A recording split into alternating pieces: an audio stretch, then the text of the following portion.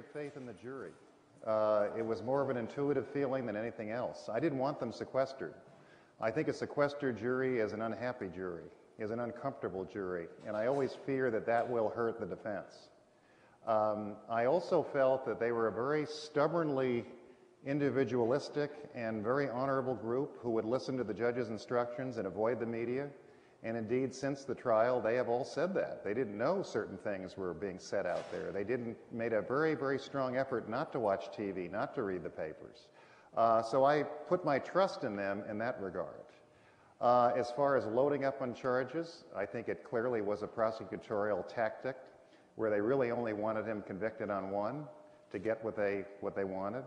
I always felt the conspiracy charge was bogus from day one, and we used it to help our side out.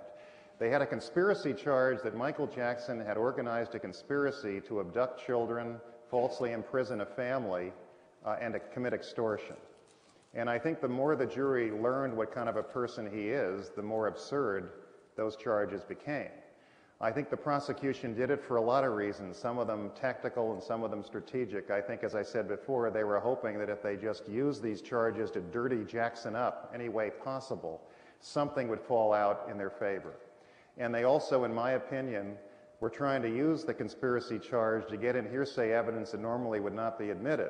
There is an exception to the prohibition on hearsay, and that's called co-conspirator hearsay. And what this allowed the mother to do was come in and say, all these people said A, B, C, D, and E, whereas she normally would not be allowed to say that because it would be hearsay, because there was an exception if there's a conspiracy charge. They also did it to scare these alleged conspirators away, so they wouldn't cooperate with the defense and come in to exonerate Michael Jackson.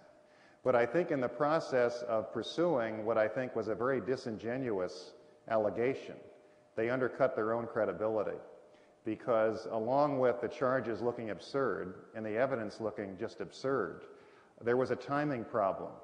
Because, as we pointed out, they tried to claim that Michael Jackson formed a conspiracy because this Bashir documentary had aired, which was very unflattering. He had then formed a conspiracy to force this family to make statements that exonerated him and then disappear to Brazil. And the molestation is supposed to start in the middle of all of this.